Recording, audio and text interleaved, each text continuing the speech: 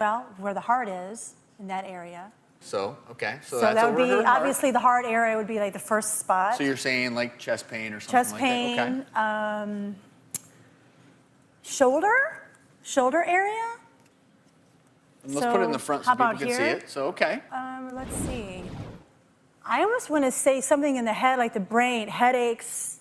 That would give me an indication that maybe something's wrong. Put it on her forehead. Sorry, sweetheart, but I know. heart marks the spot. There It you does. go. Andrea and everyone at home watching, I can't emphasize this enough to you. The symptoms of a heart attack, they're myriad. So chest pain and pressure is still the most common symptom. It can be associated with shortness of breath. And where you're right is there can be radiation of that pain up to the shoulder, even down the arm, a numbness or tingling. And that's because when your heart is sustaining a heart attack, it combines with the nerve fibers in your spine from your arm, from your jaw. And that's why it gets mixed up. Okay. So your heart's in pain, literally, but your body senses it as arm pain, jaw pain. You can also have nausea, cold sweats. The pain may be, sometimes people say, oh, it's reflux, because it may be a little bit lower in the upper abdomen. These are some of the more classic symptoms, but it's really important for women in particular. The symptoms can be a little bit more subtle. Yeah, much more subtle. I mean, actually, fatigue can be the #1 presenting symptom. Neck pain, headaches, just as you said up there, that was actually a really good one. These are the more subtle symptoms that usually women can get. Here's the key. So So 43% of women who are having a heart attack will not have chest pain. But so everyone will say, well, these sound like typical symptoms every day I wake up, fatigue and headaches. But it's a little different. It's something unusual. Normally you can walk 2 miles a day. Well, you can't even go to the mailbox. There's something Different wrong. kind of Sign. It's fatigue, the signal yes. of something's different. Right. If you wake up and it's the Something's same odd. headache you've had every day, Yeah. your whole life, well, that's probably, most likely, you never know for sure, but most likely the same headache you've had every day. But if associated with that is a little shortness of breath and it's kind of radiating up your head and you want to go get it checked out. But we actually have some other interesting, unexpected signs. And so I'm going to take this time to remove your hearts, and we're gonna show you some other associations, at least Dr. Lisa and I, that are unexpected. Great.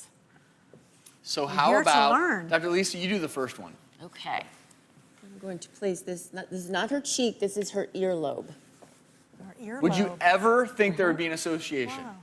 No, I wouldn't. Not at all. There have been differing studies. Some say, the association isn't that great, but one study showed that a crease in one earlobe raises your risk of heart disease by 33%, a crease in both earlobes by 77%. So this is the crease that we're talking about. And again, there's been a sign of an association. There's a theory why. Well, your vascular system's all connected, your veins, your arteries, your capillaries.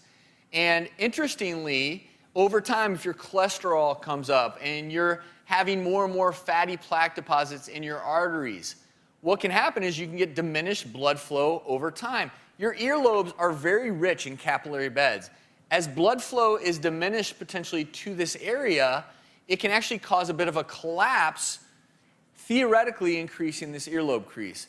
And again, the key word, Dr. Lisa should back me up on this, It's an theoretically, association. Yes. association. The next one. Dr. Lisa, I am going to borrow this elbow because this is the one that has the display, but your elbows.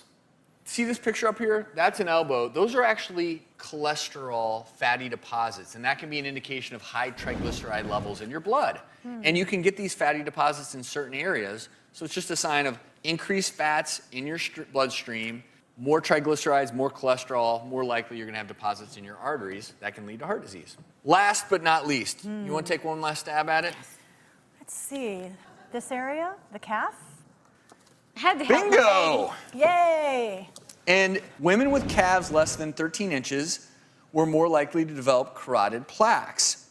And the thought was that the subcutaneous fat in calves could help pull fatty acids from the bloodstream and act as a bit of a reservoir. And so skinny, or too skinny, is the key, because less than 13, that's really skinny. But if you had a slightly bigger calf versus a thin calf, I'm going to show you all what would happen if theoretically these are quote unquote fatty acids. Well, if you have more muscles in your calves, Think about it. What do muscles do? They use energy. But look at this, guys.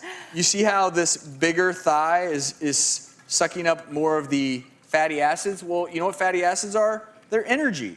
So we're not talking about having really obese legs. We're talking about having slightly muscular legs because they use up energy source, your glucose and the fatty acids, so they don't get deposited in your belly, in your arteries, etc. So these are all just interesting factoids, but I'm going to tell you this right now. None of this is meant to replace what really matters, which is going to your doctor, getting your blood cholesterol level checked, your blood pressure checked, your blood glucose checked. These are just interesting associations. And Andrea, you did pretty doggone good, I must All say. right, thank you. Thank you. Thank you very much.